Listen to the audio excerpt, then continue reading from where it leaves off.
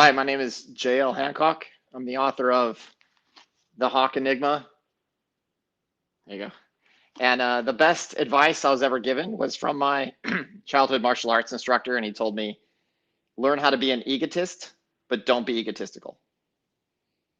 Ooh, that's new advice, Jim. So be an egoist, but don't be egotistical. Explain that, man. That's fascinating. Sure. So originally the premise was in a martial arts setting, but you can apply it to anything in life, right? And we begin to think, a lot of times we think of an ego as something that's bad, but in reality, an ego is an understanding of your own personal self-worth. It's your self-esteem. It's how you understand the value of yourself. However, if you don't have a value of yourself, it can be an issue, correct? But so an egotist is an individual that understands not only that they have to understand their own self-worth, but their reputation and how other people value their worth is also an important aspect to take into consideration. So an egotist is always looking at those variables, how they see themselves and how they see other people and how other people see them. But an individual who's egotistical is somebody who is constantly chasing after their own reputation and they're never quite catching up. So in the context of like a martial arts setting, it was right before you step into the ring. What does your opponent know of you? What do they think you can do? And how are you going to surprise them? But you can apply that to pretty much anything. You can apply it to business. You can apply it to any interaction you have in daily life. How much do other people understand about you? How much do you want them to understand? And how much do you not understand? And whereas an egotistical person on the opposite end of that spectrum, their reputation has kind of gotten away from them and they're not able to keep up with it. And it leads to things like imposter syndrome, arrogance. It leads to mistakes. It also can lead to a lot of hubris. And so really it's a matter of finding that balance between humility, like destructive humility in the sense to where you don't have enough confidence. And then the other element of being overconfident in pretty much anything you do. Wow. And how old were you when you learned that? I thought me that was 12 when I Holy first started crap, teaching that. dude. Yeah. That's pretty. So how long did it take you to really embrace that though? Because that's a powerful lesson, man, to learn at 12 years old, huh? Well, with martial arts, it was an easy thing to understand because you were constantly being underestimated, and that was nice. You always wanted to be in that position where the opponent thought less of you than when you got in the ring. But as you get better, you're constantly having to become better yourself, right? And so it became motivation to just constantly grow and develop as not just as an individual, but a martial artist, but as an individual as a whole.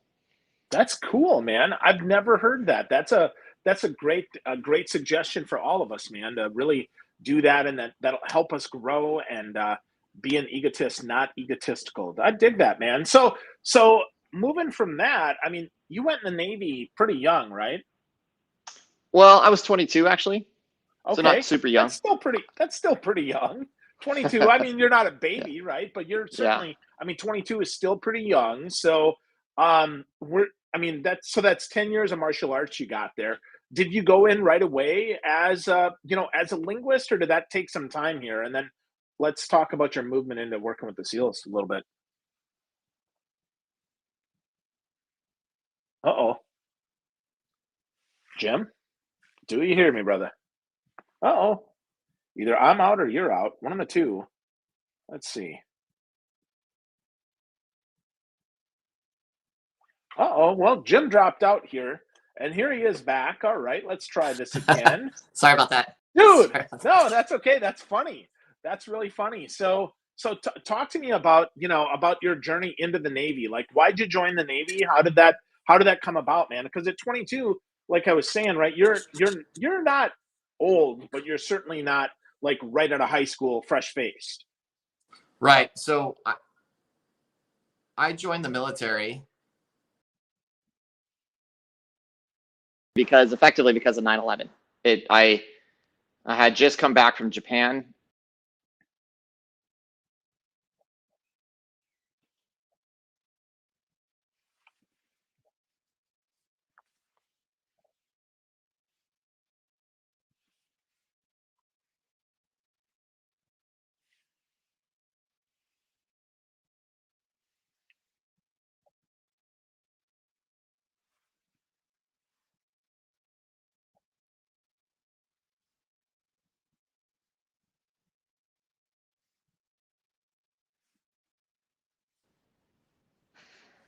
And you're back. Sorry, man. Went to it. Okay, that should be the end. We should be good. Good. So yeah, so Okay. you just came back from Japan because of Right. 9/11. Yep, keep going. Yeah, so because of 9/11, actually, I'd never considered joining the military before. It only happened because my best friend was like, hey, I want to take you down to the recruiter. I want to go to the recruiters. You ought to come with me. There's this place called the Defense Language Institute. You can go and learn another language. I already knew Japanese, and so I was like, why don't I go learn, see if they can, see what they have to offer. But to be honest, I didn't think super highly of the military. I didn't think it was something that it was good for me. It was, I wanted to keep my freedom. I wanted to go be a river guide and go mess around on Colorado and do all that. And then 9/11 happened, and my motivation changed. I honestly felt that that was my generation's call to arms.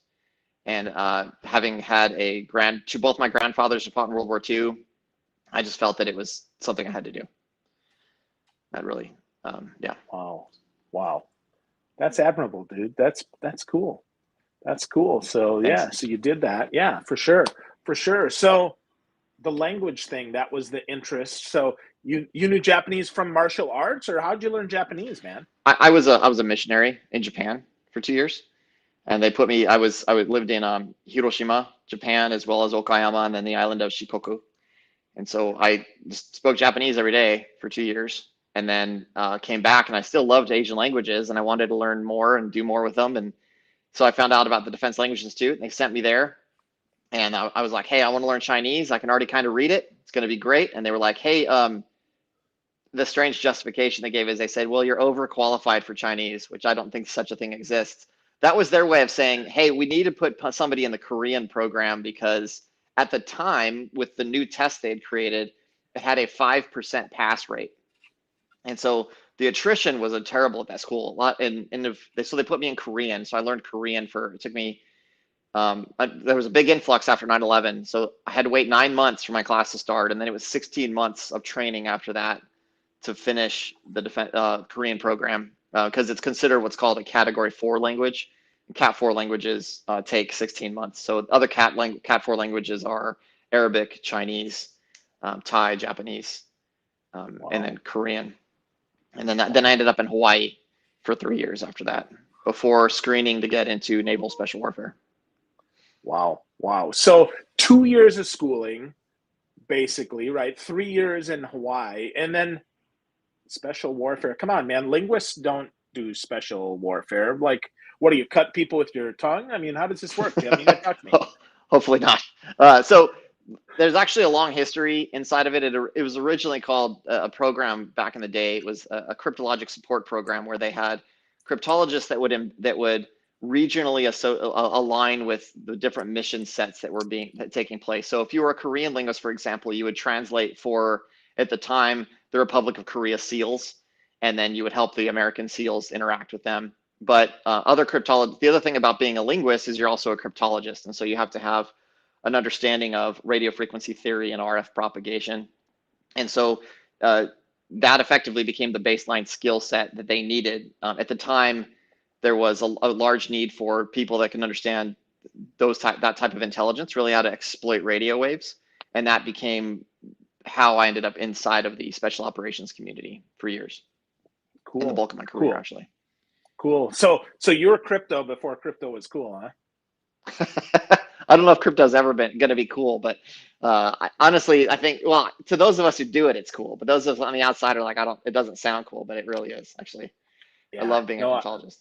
Cool, man. Yeah. And for those who don't know that are listening or watching, 20 years before Jim was in crypto, I was in crypto. So hence the little bit of teasing there. So I wasn't a linguist though. So yeah, but you were a different flavor, right? You did different flavor. Yeah, I delivered the email. You actually listened to the radio. So a little bit of difference there at the time, and then later on, it just turned into looking at beeps and boops. So yeah, that's right. Yeah, absolutely, man. So special warfare, right? I mean, that's some of the cool stuff about here, right? These are some special warriors inside the Hawk Enigma that you talk about here, and with that, so talk to me about like how you moved from linguist to special warfare to now being an author. Talk to me about that, man. Sure. So when I was working as a linguist in Hawaii, I screened for the program, and they could use you for your language skills, but they really needed you for your cryptology skills. And so I screened for this program, and you had to do the same like physical screening test as the SEALs do. You don't go to BUDS or anything like that, but you have a different screening process. But by way of numbers, just so people understand, there were about 11,000 cryptologists in the Navy, and that constitutes about the top 3%. And I say top 3%, I'm talking like ASVAB scores. The only community with higher ASVAB scores than the cryptologists are the nuclear technicians. So it's a very difficult community to get into from a technical standpoint. The attrition rate of my school was about 60%. So we lost well beyond half of the students that we had to go through the school. And then from there, of those 11,000 that are total cryptologists in the Navy, there are about maybe 500 or 600 that screen to get into the special operations community. And of individuals that did the job I did, there were only about 100 of us total. And so it was a very small group of people, but we were very critical. I won't go into the specifics of what we did and how we did it. That's not necessary, but it was a very exciting thing to be able to take some of those skill sets and employ them in the war on terror and beyond since then. So I wanted to take some of the things that I learned with that, as well as the job that I had for the past 6 years, and put that in the story. Cool. Yeah, that comes out, man. It's fun. It's fun to learn a little bit more about you through Voodoo and the rest of the characters in the book. I mean, I know it's fiction, so it's, you know, loosely based on life and stuff, and everything's cleared through DOD. So if NSA is listening, and we know they probably are, right? There's nothing to see here. Yeah. Move along. Go worry about something else. But so let's talk about this story, Jim. Really powerful story, right? Nightmares and AI and Japan. And before we start there, one of your characters' last name is Shimoda, and I'm just curious, is that Donald Shimoda from Richard Bach's Illusions, or was that just someone that you encountered as a last name that you found was common? Did you ever read that book? No, I didn't. So actually, which is funny. A friend of mine the other day was hitting me up about the fact that there was a guy that we worked with, last name is Shimoda, and he was like, but it actually, I was thinking more, it's on my wife's family side of she actually has Shimoda as a family name, but it's also a very common name in Japan. But the character also that I had in the story, a lot of people don't realize it, but a lot of names in Japan are regionally associated. So different prefectures, you can find the origin of the family names. Like I remember one area I lived in, everyone was named Mori, M-O-R-I, just everyone. So Shimoda is another one of those names that is different regionally associated in Japan. So I wanted it to be consistent with how I portrayed the character in the story. So I came up with the names that were consistent with the areas in which the individuals were from. Oh, wow. Yeah. That's powerful, man. That's a detail that I bet, you know, as you get more readers, as Japanese readers read it, they'll be like, oh, I would say that's great respect, right?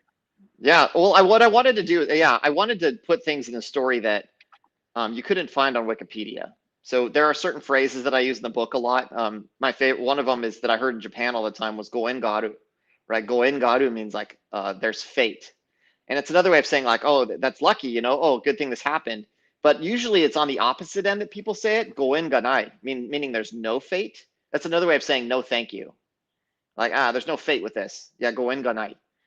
But I took that term and I twisted it in the story because I mess with fate in the story a lot when it comes to predictability. And that goes back into the aspect of artificial intelligence and machine learning. So one thing that in this book is, aside from a few things in the story, when you're reading it, you're like, there's a lot of this is science fiction. A lot of it's not, most of it's not science fiction. The vast majority of the things that I mentioned in the book are all real. It's just, I put them in a context in which the average person, one, is expecting, but two, one, that they won't really experience it in the way that it comes across in the story, because one, it's usually different communities like the special operations community and some other ones are getting access to some of these things and manipulating them in useful ways.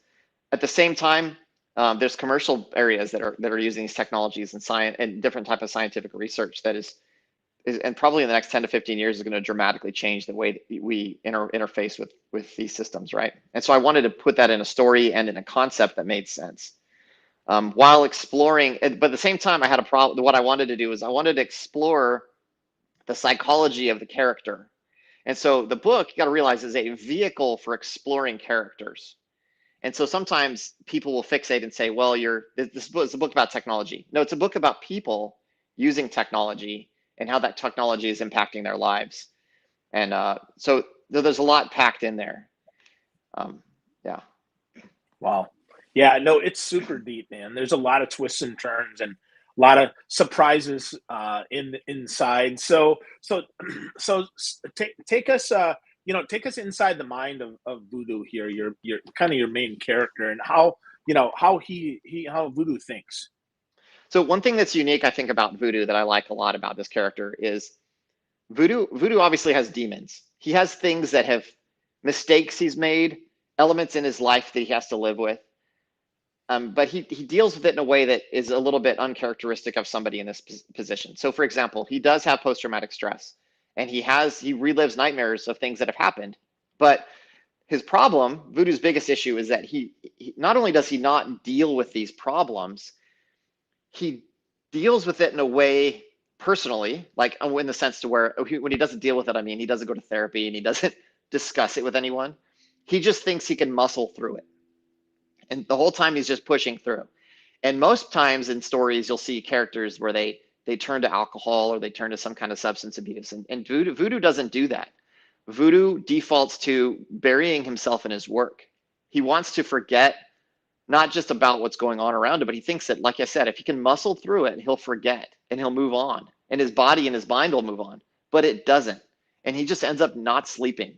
And he's in this perpetual state where he wants to sleep, but he can't. But he wants to be awake, but he's tired. And so he's hoping that the next adrenaline push for his job will keep him in a state where he can avoid the inevitable pain that's coming in his nightmares. And so that's kind of the issue that he has to deal with, is he eventually gets to the point where the nightmares is actually exactly where he needs to go in order to find the solution. And so he has to face this demon that's just waiting there. But it's not. It doesn't come about in a way that you would ever expect. It's not like he's going to go into some therapy session where all of a sudden I have him on a bed. That's not going to happen, right? No, it's all action, which is super cool, man. That's super cool. So Jim, is how much of this kind of God algorithm here is stuff that's in here, and how much of that is actually real? Like, how much of that did you come up with versus how much of that is actually in play right now? It depends. So the God algorithm itself,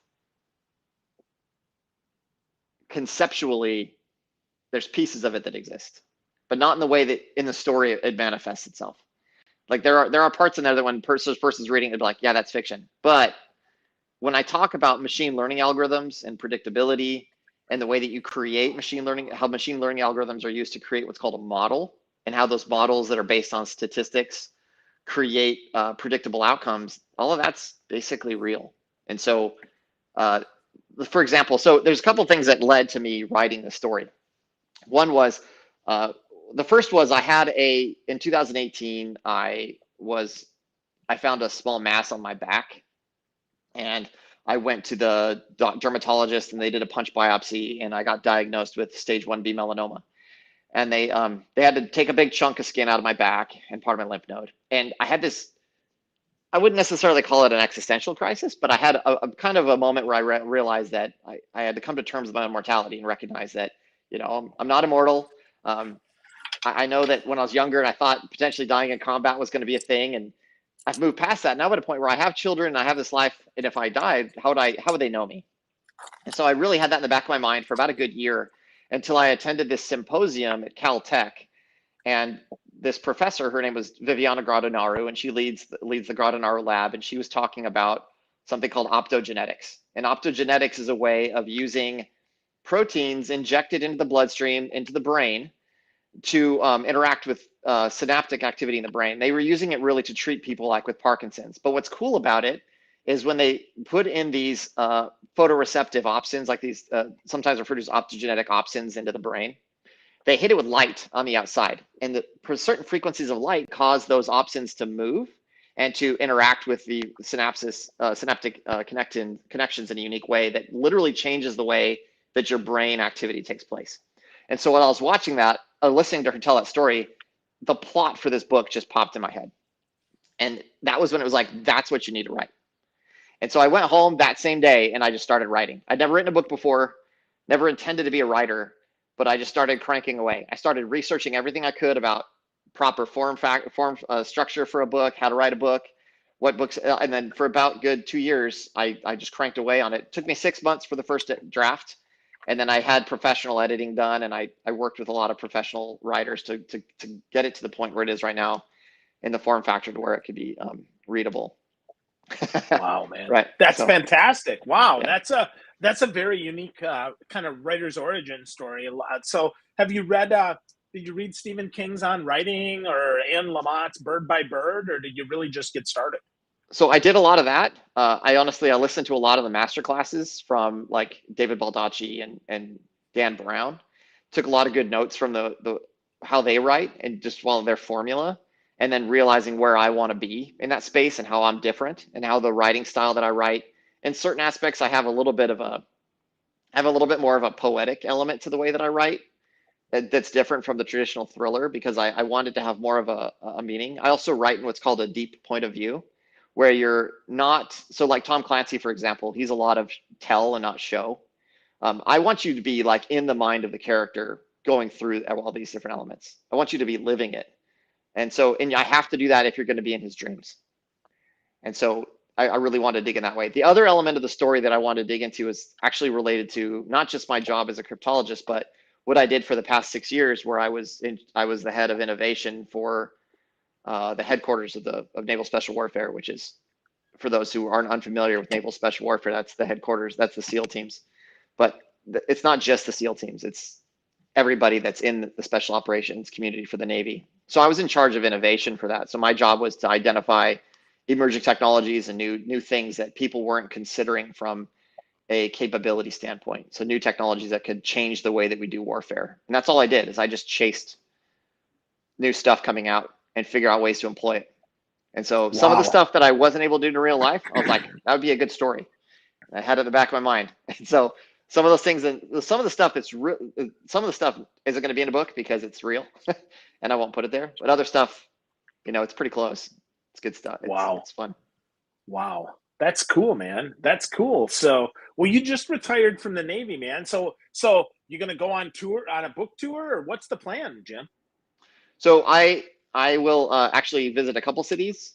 I'm going to visit my hometown in Albuquerque. I might do one in Utah. I was going to go up to Monterey as well, to the Defense Language Institute. And then I have on June 4th is the release party for the book and my retirement party here in San Diego. That's awesome, man. That's really cool. So, well, knowing you, right? I know you got 2 more inside you and then 1 other novel. Is that do I remember that right? So as of right now, yes, I have the sequel. Not to say that will be the end of the series, but I definitely have. I'm writing the sequel to this book right now, and then I have a standalone that on the side. But that book had a lot to do with Russia, and the recent current events have completely changed my plot. So I needed to. I put that one on the back burner.